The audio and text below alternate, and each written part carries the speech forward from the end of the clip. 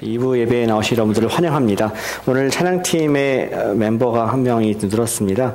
오늘 용감하게 우리 찬양 인도해 주신, 다 용감하시지만 특별히 우리 민지연 자매님께 우리 감사드리고 합니다. 박수로 한번 환영 인사. 네, 감사합니다.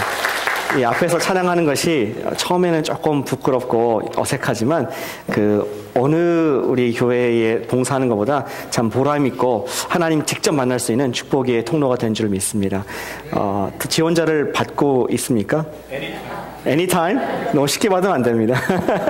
감사드립니다. 우리 역사를 바꾼 그런 스피치들이 있습니다. 그 중에 한 가지가 I have a dream. 마틴 루터 킹 주니어가 그가 링컨 메모리얼 홀에서 연설했던 연설이 있습니다. 원래가 17분 영상인데 3분 정도만 보도록 하겠습니다.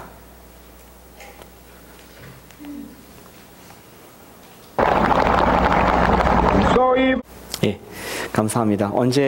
오래된 영상입니다. 1960년대의 영상에서 좀 화질도 안 좋고 음성도 좋지 않지만 속에 있는 메시지가 얼마나 귀한지 어떻게 저렇게 설교할 수 있는지 모르겠습니다. 저 또 목사님이시거든요.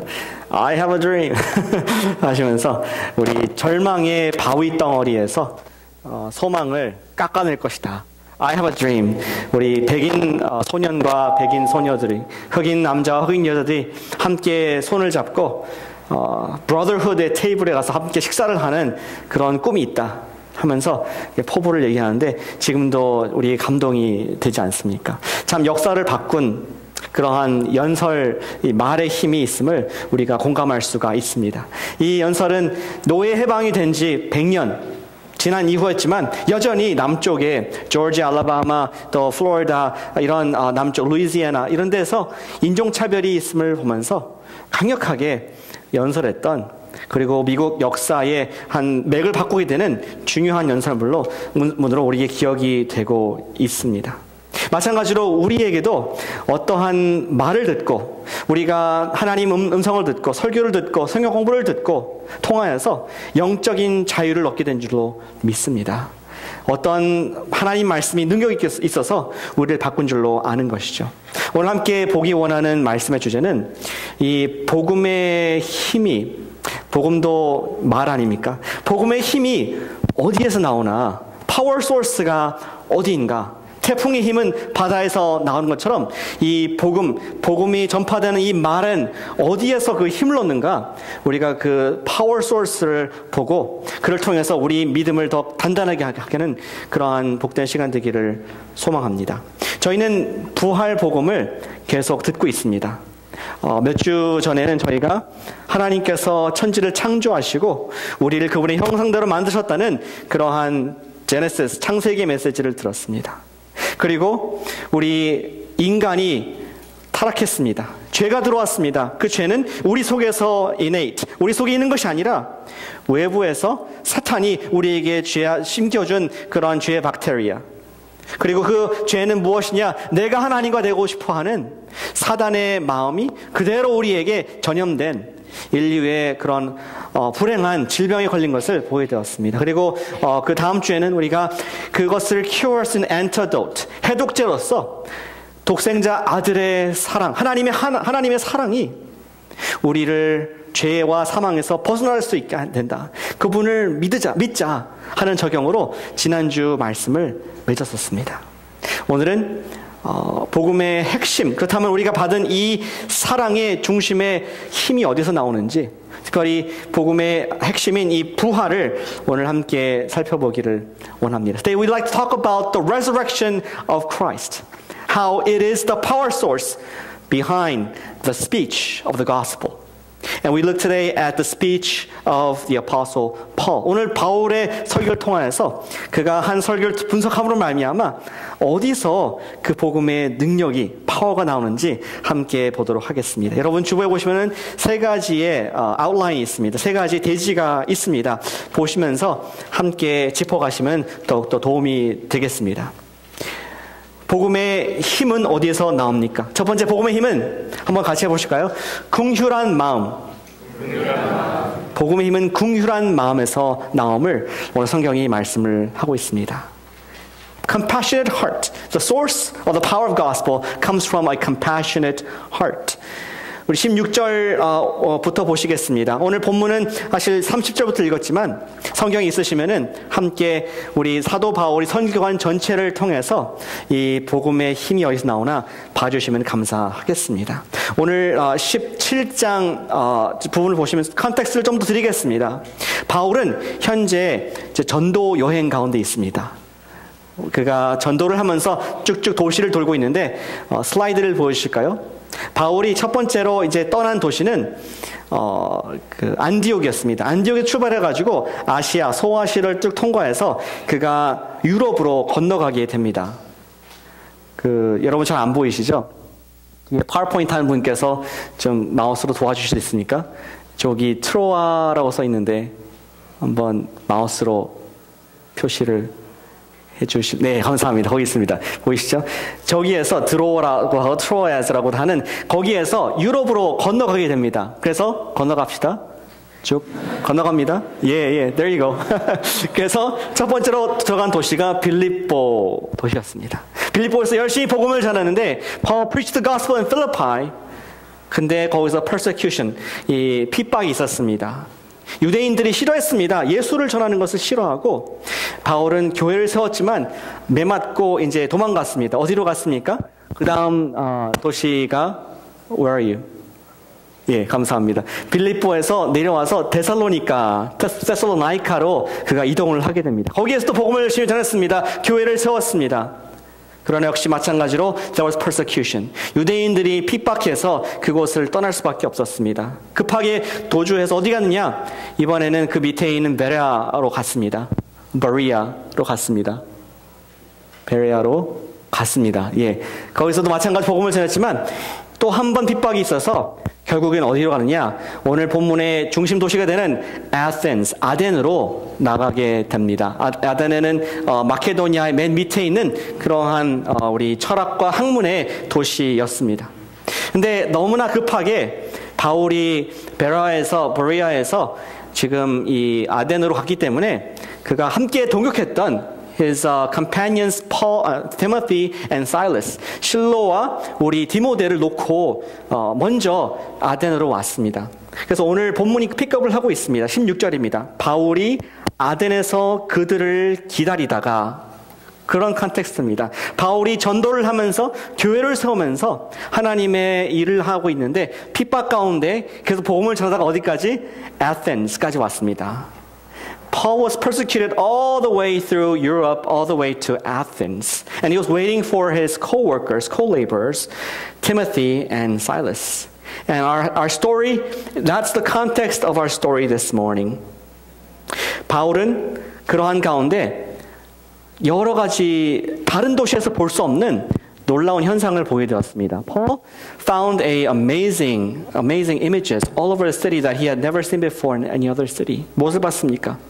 우리 아테네스는 아시다시피 우리 그리스 로마의 그리스 신화의 중심지입니다. It is the center of Greek mythology. 거기 보시면은 제우스에게 드린 신전이 있고, 비너스 신전, 또 말의 신, 헤르미스에 드린 신전, 또 여러 가지 신들, 많은 신들을 섬기는 그러한 우상이 가득한 그런 도시였습니다. 바울을 그것을 봤을 때 어떤 마음이 들었는지 16절에 나와 있습니다. We can see Paul's heart as he sees all these idols, these pagan worshiping idols in verse 16. 그 성에 우상이 가득한 것을 보고 마음에 격분했다. His heart was stimulated. 그의 마음이 변화가 있었다. 우상을 봤을 때라고 이해가 있습니다. 자, 이 격분했다는 말을 조금 더 줌인해서 보았습니다. 영어로 보니까 His spirit from that point on was starting to be stimulated. 그때로부터 시작해서 처음에는 조금, 하지만 점점 시간이 지나면서 마음이 불편했습니다. 마음의 심장이 멎는 것 같았습니다. 이 사람들이 지금 우상을 섬기고 있기 때문에, 살아계신 하나님을 알지 못하는 가운데 있기 때문에, 사도 바울 마음 가운데는 그들을 향한 긍휼의 마음이, 그들을 향한 사랑의 마음, 그들을 향해서 어떻게 쓰든지 내가 이것을 알려야겠다 하는 복음에 대한 긴박성과 사명의식을 갖게 됩니다. 여러분들은 베트남 올란국수를 좋아하십니까? 좋아해요? 예, 저도 좋아합니다. 인도 음식 좋아하십니까? 근데 음식점에 가시면은 거기에 보면은 코끼리 형상, 또 앉아있는 부처, 여러 가지 우상들을 만날 때가 있습니다. 탑 쉘프에 주로 있죠. 쳐다보고 있습니다. 저를 쳐다보는 것 같습니다. 그럴 때 여러분들은 어떠한 마음이 드십니까? 에이, 문화니까 그냥 뭐 그런 거보다 이렇게 지나가십니까? 아니면 바울과 같이 마음이 격동하십니까? 불편합니까? 이 사람들도 똑같이 하나님의 자녀이고 하나님 형상으로 만들어진 사람인들인데 정말 사람이 만든 것을 섬기고 있고 그것들에게 부적을 붙이고 있고 절하고 있구나, 기도하고 있구나, 그러한 격분하는 마음이 있습니까?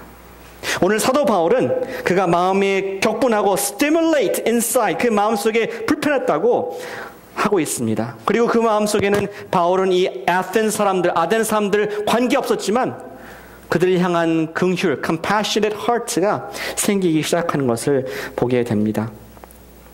바울은 이런 상황을 보면서 만나는 사람마다 복음을 전하기에 힘썼습니다. Paul started to share the gospel with everyone he saw. 17절에 보시니까 회당에서는 유대인과 경건한 사람들, 하나님을 아는 사람들이죠.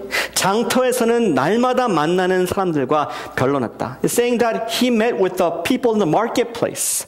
나가서 시장통에서 만날 수 있는, grocery store에서 만나는 사람들, 계속 복음을 얘기하는 것을 봅니다. 그러나 오늘 이야기의 핵심은 주된 청중, the main audience of our today's sermon, Paul's sermon, is not these people. 이런 Jewish, 이러한 정말 market people가 아니라 18절에 보시니까 어떠한 에피쿠로스와 스토아 철학자들도 바울과 쟁론할세 하면서 오늘 특정한 부류의 사람들, 특정한 philosophers, the Bible focuses on certain philosophers in the Bible. 어떤 사람이 나왔습니까? 혹시 우리 고등학교 윤리 시간에 배우셨을지 모르겠습니다. 에피큐리언이즘, 에피쿠리우스 학파, 그 다음에 스토이시즘, 스토익 학파, 이런 철학자들이 그곳에 모여서 토론을 하고 있었습니다. 근데 그 사람들에게 복음을 전하다가 바울의 말을 굉장히 주의 깊게 이 사람들이 듣게 되었습니다. 한번 기억을 되살리기 위해서 우리 그 에피쿠로스 사람들은 굉장히 pleasure, entertainment, 내 육체를 기쁘게 하는 것이 인생의 목표였습니다. 인생은 끝이다, 죽음은 끝이다, 그렇게 믿었기 때문에 these Epicureans sought after pleasure, worldly pleasure. That was the purpose of their life. 반대로 스토아 학파들은 그들이 육은 악하고 정신은 영은 거룩하기 때문에 그들이 육을 discipline, 우리 body를 discipline하고 학대하고 우리가 관리를 해야지 올바르게 살 수 있다는 그런 금욕주의를 주장을 하고 있었습니다.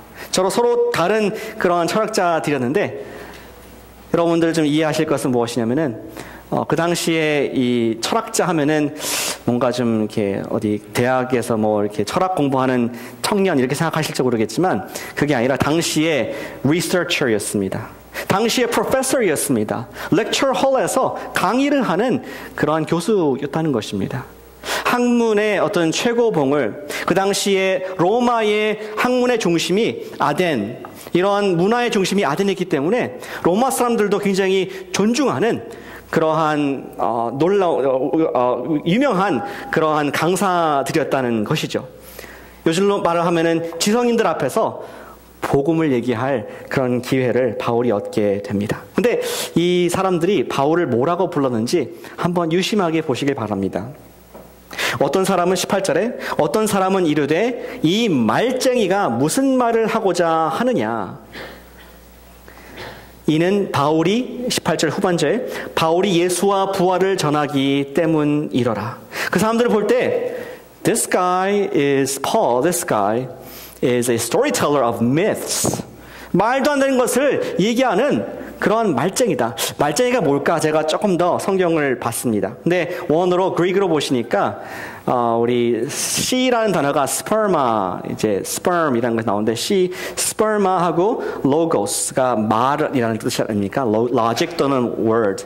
she하고 말. 무슨 말이냐면은 spermologos는 말을 이렇게 주어서 담는 사람. 뿌려진 말들, 여러 가지 말들, 흩어진 말들을 이렇게 모으는 사람, 이런 문자적인 의미가 있습니다. 조금 더 안 다가가서 우리말로 바꾸면 뭐라고 하면 좋을까? 이렇게 생각해 보니까, 그 전에 이렇게 한번 생각해 봤습니다. 자랑하기 위해서 시장에서 잡다한 지식을 주워 모으는 사람, 이것이 사전적인 의미였습니다. 우리말로 하면은 잡상인 정도니까, 잡상인 취급을 당한 겁니다. 누가? 바울이. 지금 학자들 앞에서, 철학자들 앞에서 잡상인, 뭔가 말은 많이 하는데 doesn't make sense. 그리고 공부를 했는지 안 했는지도 모르겠다 하는 그런 무시를 당하고 있는 것입니다. 영적인 무지에 있는 사람들, those who are ignorant of the spiritual truths, they ridicule Christians. 그런 무지한 사람들은 하나님의 말씀을 무시하게 됩니다. 그들은 성경을 믿지 못하고 또 기적도 믿지 못하는 그런 세상의 모습을 1세기 때부터 볼 수가 있다는 것입니다. 그리고 이 아덴에 있는 Epicureans and Stoic, 이 학파들이, 철학자들이 바울을 데리고 갔습니다. 어디로 갔습니까? 아레오바고, 에리오파거스라는 그러한 언덕, Mars Hill이라고도 번역하는데 그곳에 데려가서 이제 그의 스피치를 한번 들어보자. Speak to us. 오늘날로 따지면은 대학교의 lecture hall 정도 될 것 같습니다. 거기에서 이 새로운 것을 말하는 것을 듣기 원했습니다. 21절에 보실까요? 모든 아덴 사람과 거기에서 나그네 된 외국인들이 가장 새로운 것을 말하고 듣는 것 이외에는 달리 시간을 쓰지 않음이더라 하면서 어떤 지식 추구 또 새로운 것을 얻는 것을 the latest thing, to hear the latest thing, the fad, it was their pastime. They enjoyed doing that. 그런 것을 즐겨하는 그들의 모습을 볼 수가 있습니다. 오늘날로 우리 아레오바고의 연설을 어떻게 비유하면 좋을까 생각해 보니까 한 가지 생각이 났습니다. 혹시 TED Talk라고 아십니까? TED, T-E-D 아시는 분? TED. 상당한 수준이십니다. 우리 교회는 TED Talks 거기에 그 서브타이틀을 보시면은 Ideas Worth Spreading 어떤 것이냐면은 1984년도로 알고 있는데 모너레이 지역 캘리포니아 모너레이에서 이런 모임들을 갖기 시작했습니다. 18분 내에 너가 할 수 있는 말을 해라. 주제는 Technology, Entertainment, Design, TED. 이 세 가지 주제를 가지고 원하는 대로 새로운 것을 18분 이내에 얘기를 해라. 우리를 inspire us, 우리를 좀 감동 있게 해주고 또 새로운 것에 대한 우리를 챌린지하고 이런 모임을 갖기 시작했는데 지금까지 많은 인기가 있어서 한번 참석하는데 얼마든지 아십니까? If you want to attend one of these talks, how much would you have to spend? 6,000불을 내야 합니다. 5일 동안 6,000불을 내면은 갈 수가 있습니다. 근데 여러분들 패드에서 태블릿에서 앱을 다운받으면 공짜로 볼 수가 있습니다. 쓸데없는 얘기하고 있습니다. 요즘과 마찬가지로 그때도 마찬가지로 각계의 그러한 지도자들을 모시고 어떠한 새로운 것을 배우기 원하는 인간의 모습을 볼 수가 있습니다. 과학기술, 엔터테인먼트, 디자인, 의학, 교육, 종교 등 다양한 주제 이런 것들을 지금 우리가 듣길 원하고 또 그 당시에도 즐겨하는 그런 문화를 볼 수가 있습니다. 바울은 이러한 곳에 초청을 받았습니다. 바울이 특정한 사람들에게 국한하지 않고 여러 부류의 사람들을 만나고 그들을 특별히 긍휼히 여기는 마음으로 대했을 때 하나님께서 이런 플랫폼을 복음의 능력을 드러낼 수 있는 플랫폼을 주시는 것을 경험을 하게 되는 것이죠. 우상들을 향한 격분한 마음, 정말 하나님 이외에 다른 것 섬기지 말아야 되는데 인간이 만든 것들을 섬기는 것을 보았을 때 인간이 주인 되어서 아니 그 뒤에 있는 사단이 곤중곤수자는 자가 그들을 두렵게 하며 그들을 섬기게 하고 그것을 굴복한 인간을 봤을 때 우리 사도 바울은 긍휼한 마음을 가지고 그들에게 다가갔고 하나님께서는 긍휼한 마음이 중심이 된 사람에게 복음 전파의 기회를 주신 것을 볼 수가 있습니다. 간단히 적용되기 원하는 것은 모두를 긍휼히 여기고 모두에게 전파하자. 그런 적용을 드리기 원합니다. 우리 복음이 긍휼함에서 나온다면은 기도하면서 하나님 제가 저분도 긍휼하게 여기게 해주십시오. 제가 저분에게 복음을 전파하게 해주십시오.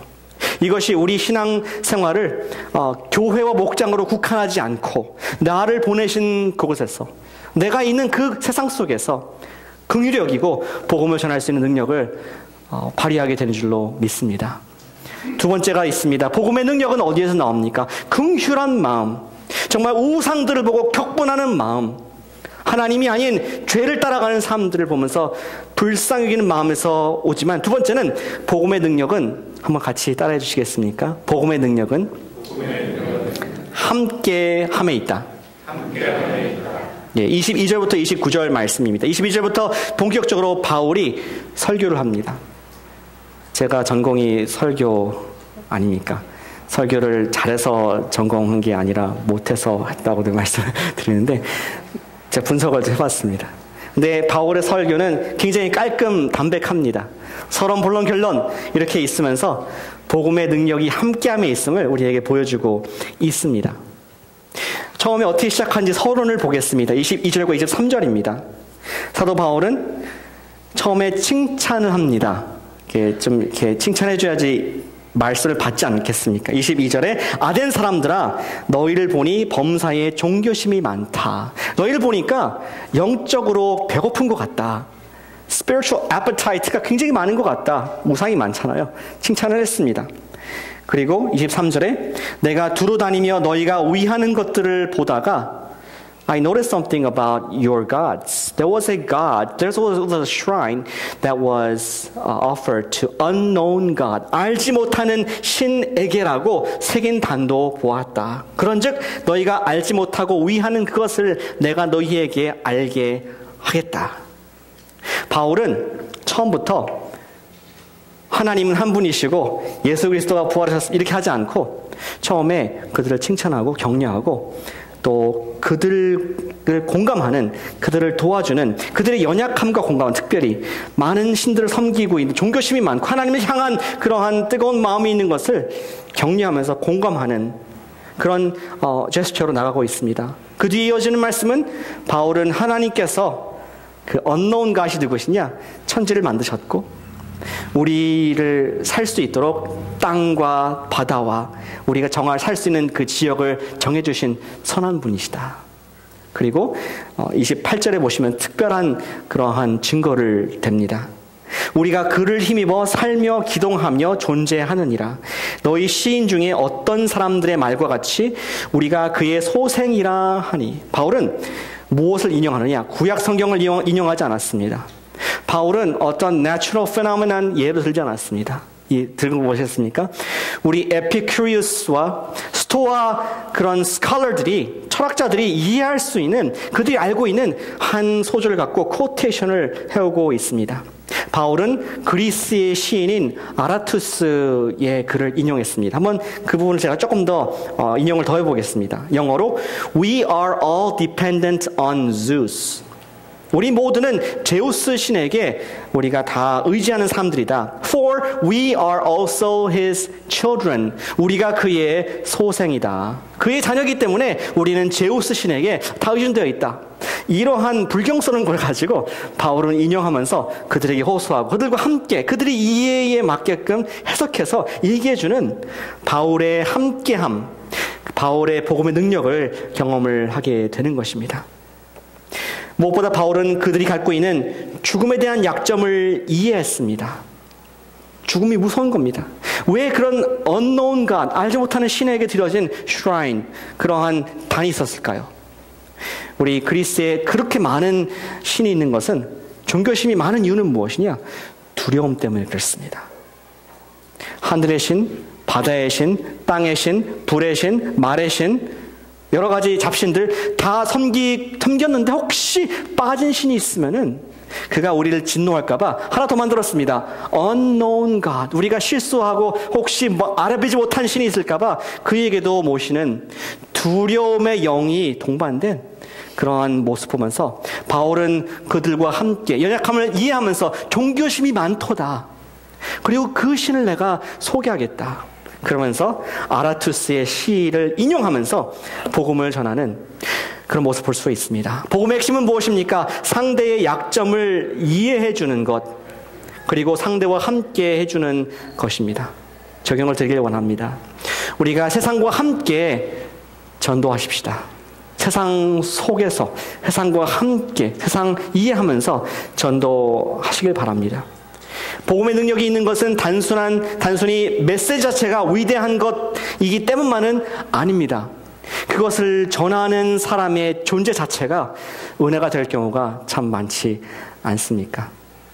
저는 이것의 예화로서 세상에서 내가 있는 곳에서 복음을 전하고 있는 간증이 있는데 그 간증자로 우리 김사무 형제님을 여기 초청하길 원합니다. 올라와 주시죠.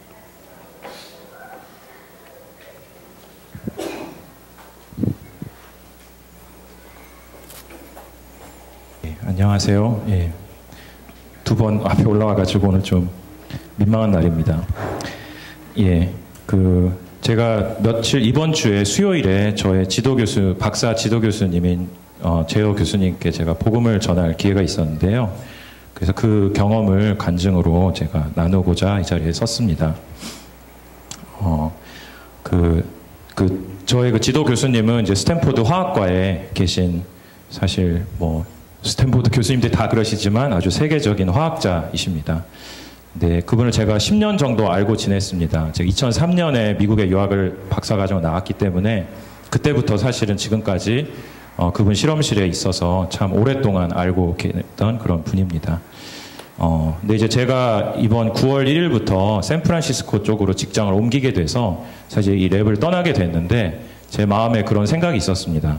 아, 정말 지난 10년 동안 나를 이렇게 기다려주시고, 참 박사과정 학생에게 가장 좋은 것이 페이션스거든요. 교수님이 페이션트 해주시면 정말 너무나 감사하지 않을 수가 없습니다. 그런 지도 교수님이셨기 때문에 제가 너무 고마운 마음이 있었고, 저희 유리 자매하고 저희 아내인 유리 자매하고 어떤 선물을 드리면 좋을까. 그래서 편지도 좀 쓰고 선물이 마땅한 게 없더라고요. 또 미국은 이렇게 한국 컬처하고 좀 달라서 선물을 받기를 싫어하시거든요. 그래서 만년필을 어떻게 이름을 새겨서 드릴까 이랬는데 엄청 비싸더라고요. 생각만 하고 실행에 옮기지 않았습니다.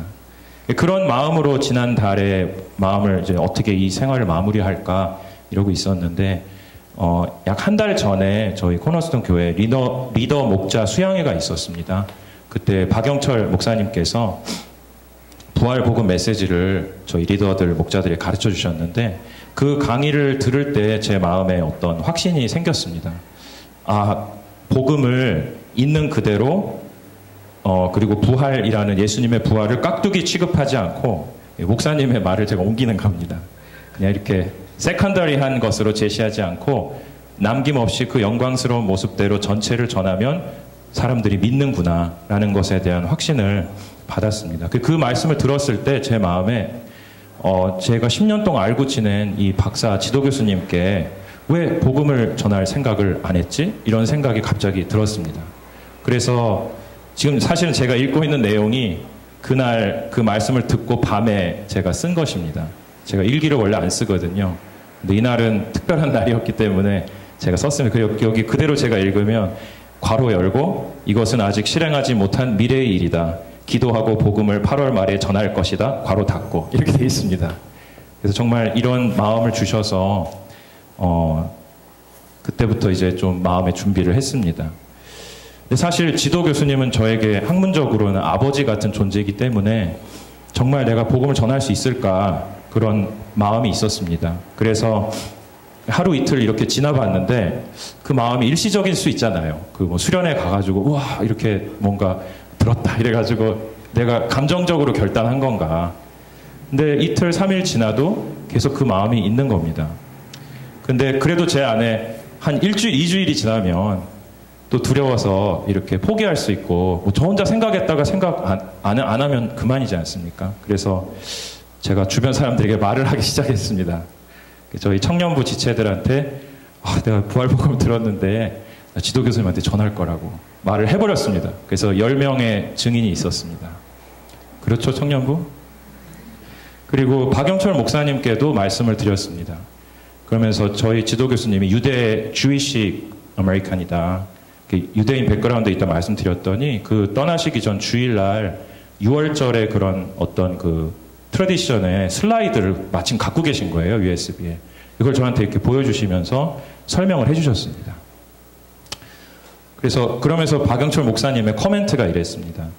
오히려 너무 위대한, 너무 이렇게 탁월한 과학자라서 복음을 아무도 전하지 않았을 수도 있다고.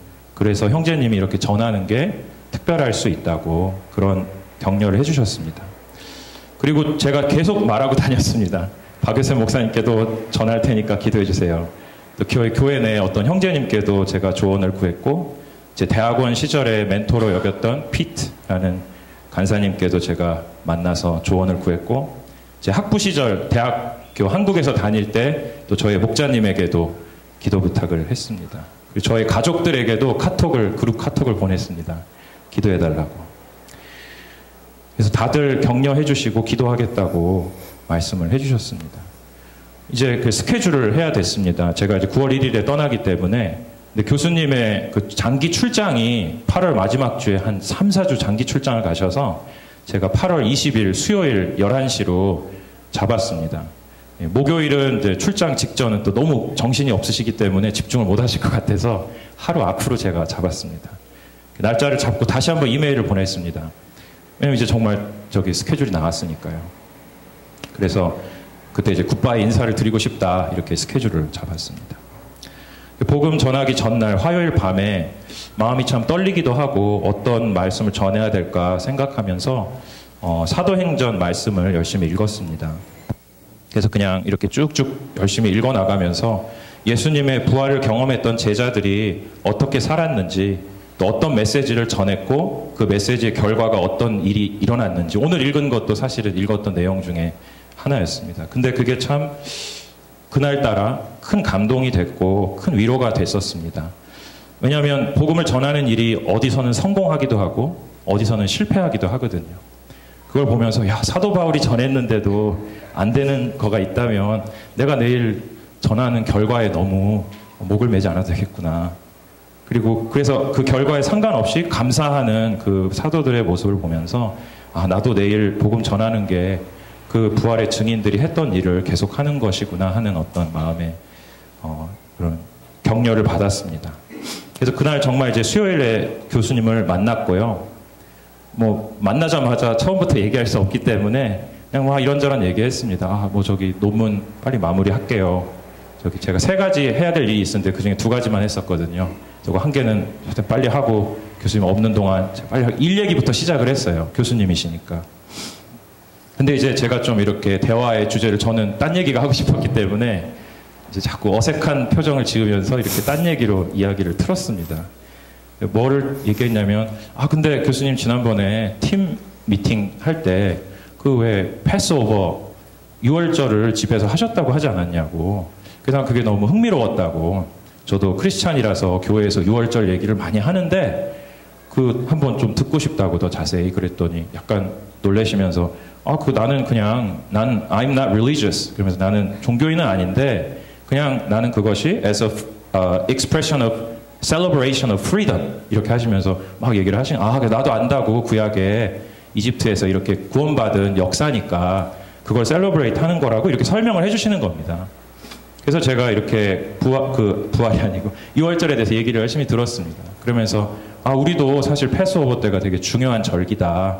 우리는 패스오버를 사실 이스터로 해서 날짜가 거의 비슷하지 않냐.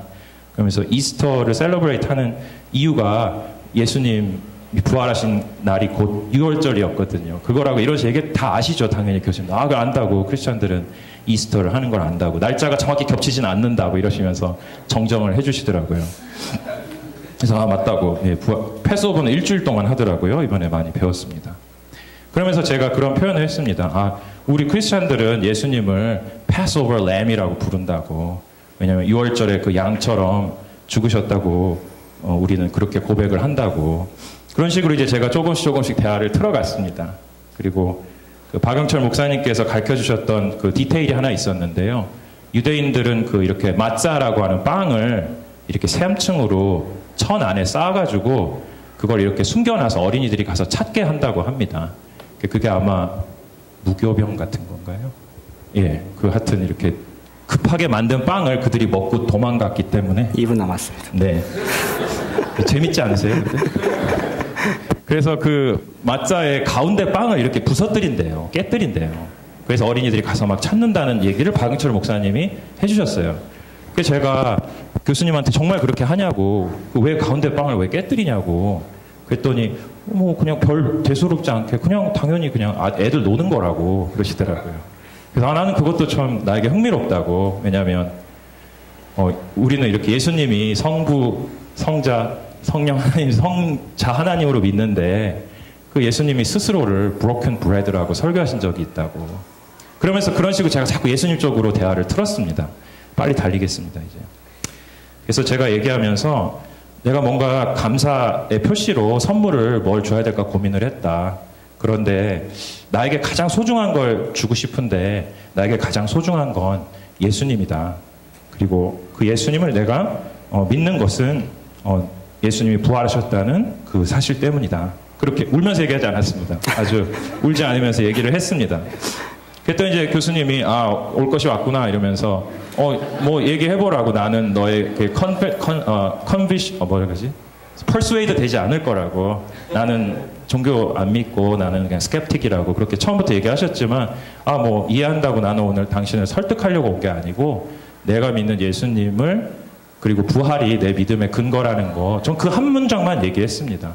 부활복음 1번부터 22번은 한 게 아니고요. 그냥 예수님의 부활이 나의 믿음의 근거고 그 부활이 가짜라면 기독교는 다 무너진다고. 근데 제가 30년 믿어봤는데 아직까지 안 무너진다고. 그러면서 그렇게까지만 얘기를 했습니다. 그러면서 제가 이 선물을 준비했는데 그 N.T. 라이트라는 저자의 그 Surprised by Hope라는 책이 있습니다. 부활에 대한 책이거든요. 그래서 이게 어떤 예수님의 부활에 대한 이 scholarly 북인데 한번 읽어보시라고 그렇게 드렸습니다. 교수님의 반응은 자기는 나는 회의론자이기 때문에 믿지 않는다. 그치만은 너의 그런 이야기를 나눠줘서 고맙다. 그러시면서 나는 I envy your faith 이런 표현을 하시더라고요. 그러면서 왜냐하면 믿음이 있는 사람은 더 해피하게 살기 때문에 난 너의 그런 모습은 나도 부러워한다. 이러시면서 그러나 자기는 인간이 죽고 나면 그 이후에 그냥 끝이라고 생각을 한다. 그냥 다 애텀으로 몰레큘로 돌아간다고 생각한다. 그래서 저는 그랬습니다. 나는 부활을 믿기 때문에 그 책에 나오는 내용인데 그 책이 애프터라이프에 대한 이야기가 나온다. 그래서 한번 읽어보시라고 재밌을 거라고 그렇게 얘기를 했습니다. 그래서 뭐 더 자세한 얘기가 듣고 싶으시면 언제든 제가 커피를 사주시면 저기 더 자세하게 말씀해드리고 제가 너무 얘기를 많이 했습니다. 근데 놀라운 것은 하여튼 이야기 끝나고 교수님이 네가 뭔데 나 유대인에게 또는 나 과학자에게 저는 이렇게 하지 않으셨고요. 나중에는 나는 우리 랩을 이렇게 패밀리 멤버처럼 생각을 한다. 너도 나의 패밀리 멤버다 이런 표현을 하시더라고요.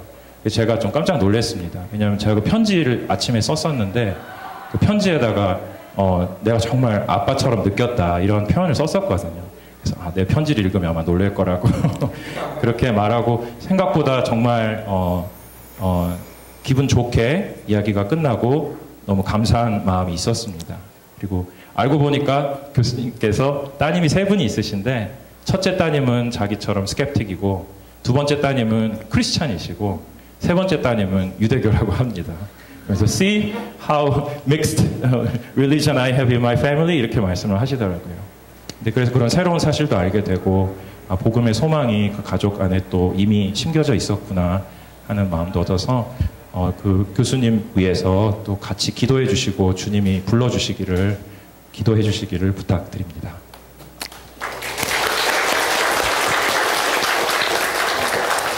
복음의 능력은 함께함에 있습니다. 우리 사명자님이 말씀을 하는 걸 좋아하시는 거 보니까 나중에 목사가 되실지도 모르겠어요. 설교자로서 감사를 드립니다. 대지가 하나 더 남았는데 시간은 얼마 안 남았습니다. 아니 죄송하지 마십시오. 감사합니다. 귀한 간증 주셔서 감사하고 간단하게 말씀을 드리겠습니다. 우리가 복음의 능력의 근원은 어디서 나오느냐? 우리가 긍휼한 마음에서 나온다. 교수님을 긍휼히 여길 필요가 없었지만 사랑하는 마음으로 그분의 영혼을 생각하는 마음으로 복음을 전하셨습니다.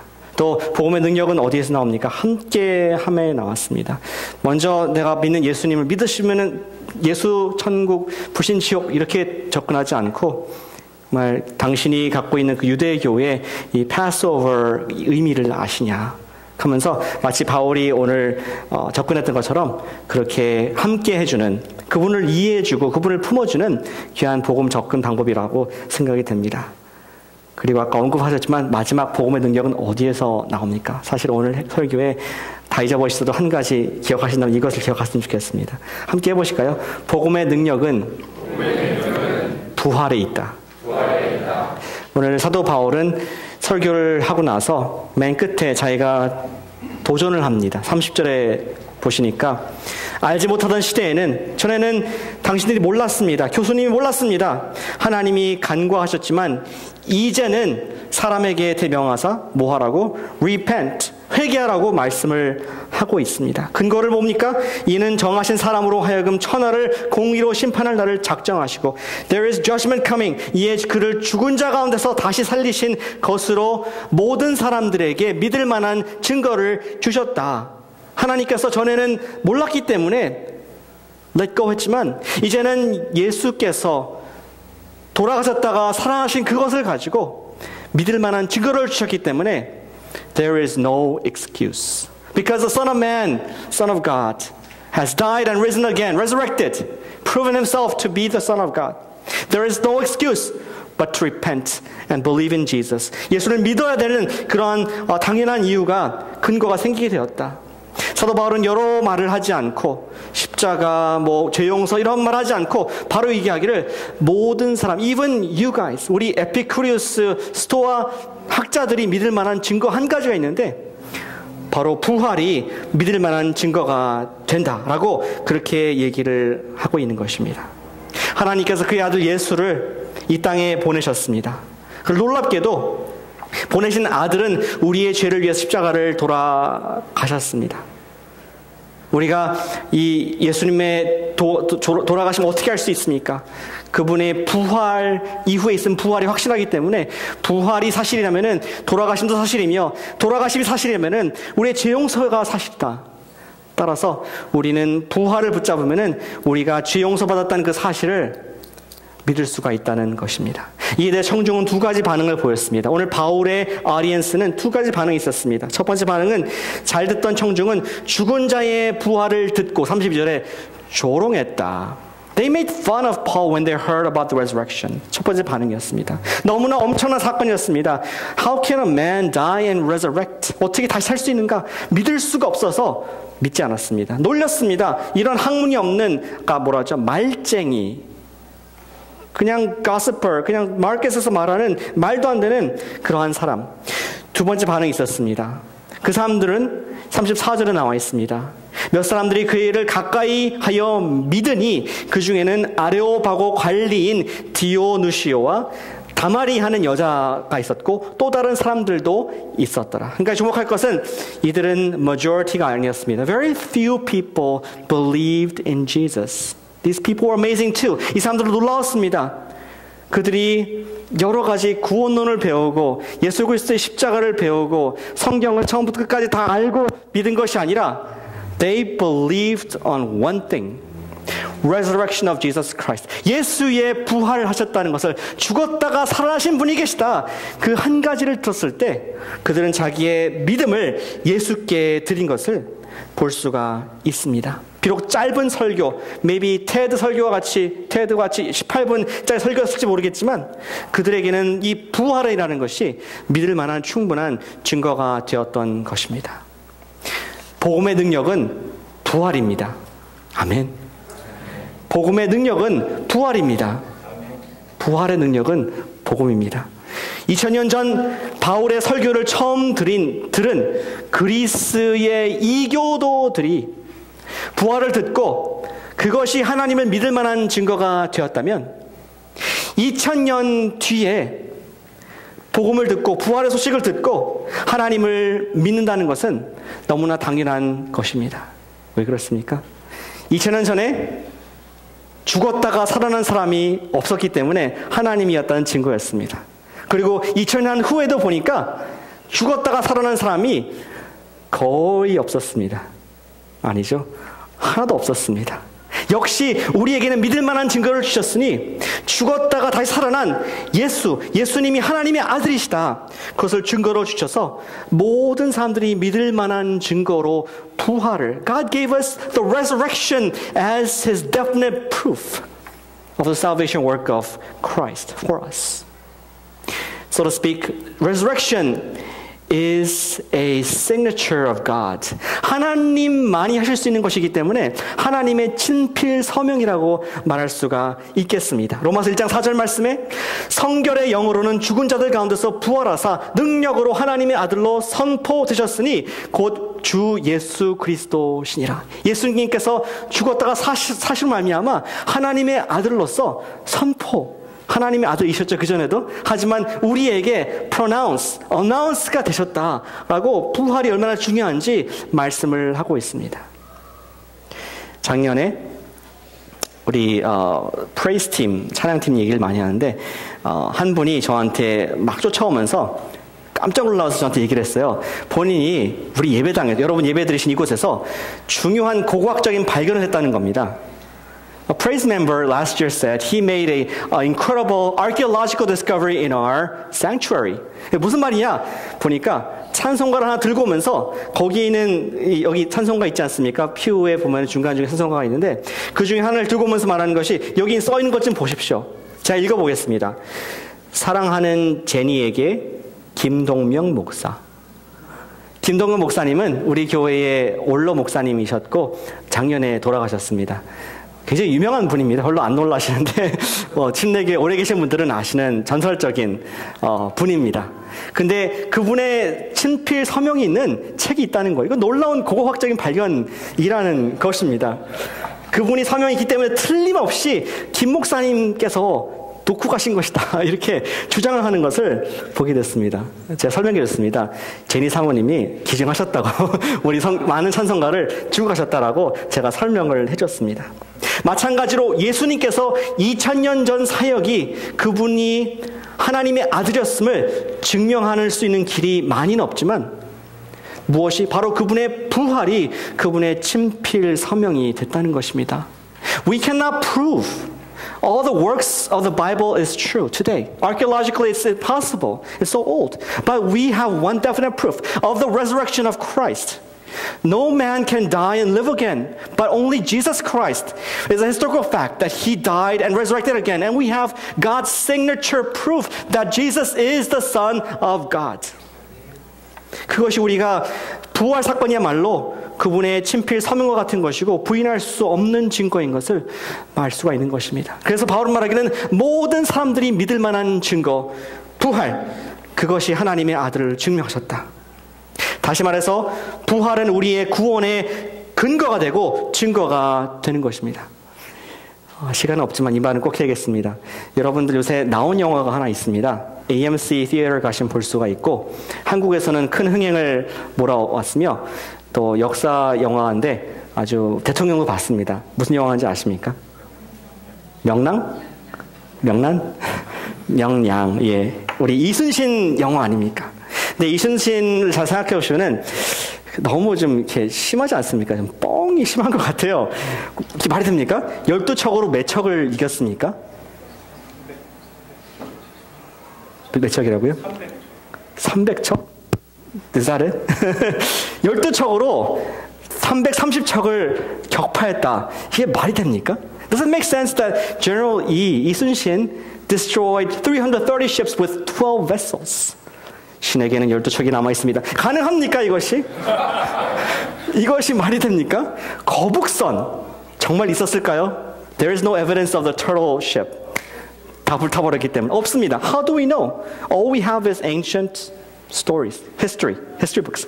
그것이 fabricate, 만들어진 건지 어떻게 알 수가 있습니까?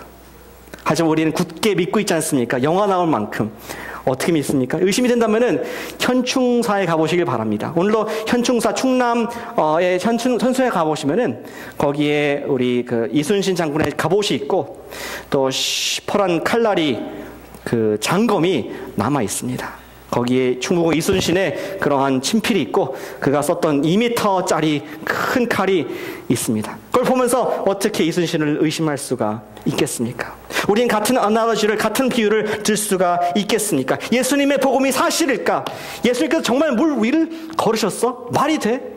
어떻게 오병이어 떡 5개와 물고기 2마리로 5,000명을 먹여? 사실일까? 그럴 수 있을까? 우리 의심을 안 할 수가 없습니다. 그리고 정말 그분께서 십자가에서 이를 위해서 돌아가셨을까? 의심할 수가 있습니다. 그러나 우리에게는 부인할 수 없는 증거, 하나님의 시퍼런 칼, 예수 그리스도의 부활이 있기 때문에, 역사적인 사건인 부활이 있기 때문에 우리는 오늘도 예수 그리스도의 하신 십자가의 구원을 믿고 의지할 수가 있는 줄로 믿으시길 바랍니다. 예수님을 믿는 사람들마다 오늘 부활의 사건이 그렇게 우리가 증거되고 있습니다. 예수님의 부활이라는 시퍼런 증거가 오늘날 어디에 교회에 남아 있습니다. 예수를 믿는 사람들의 삶, 그것들이 바뀌고 있고 또 부활 예수를 믿는 사람들의 기도가 지금 응답되고 있지 않습니까?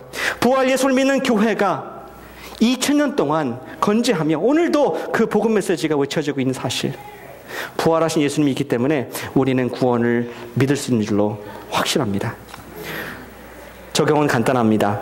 부활하신 예수님을 붙잡자, 그것입니다. 다른 건 놓쳐도 부활하신 예수님을 붙잡자. 옆분에게 얘기하는 거 좋아합니다. 옆분에게 한번 도전하십시오. 눈을 바라보면서 부활하신 예수님을 붙잡으십시오. 이런 거 하면 주로 부부는 얘기 안 해요. 부부 보겠습니다. 부활하신 예수님을 붙잡으시기 바랍니다. 같이 눈을 보면서 도전하시길 바랍니다. 믿음에 의심이 생길 때 예수 부활을 붙잡으십시오. 소망에 의심이 있을 때 예수 부활을 붙잡으시길 바랍니다. 하나님의 사랑에 의심이 있을 때, 죄 용서에 대한 의심이 있을 때 무엇을? 예수님께서 부활하셨지 붙잡으실 때 저 여러분들은 단단한 닷, 하나님 나라의 닷을 내리고 오늘 하늘날까지, 한 나라까지, 하나님 임재까지 갈 줄로 믿습니다. 기도하겠습니다.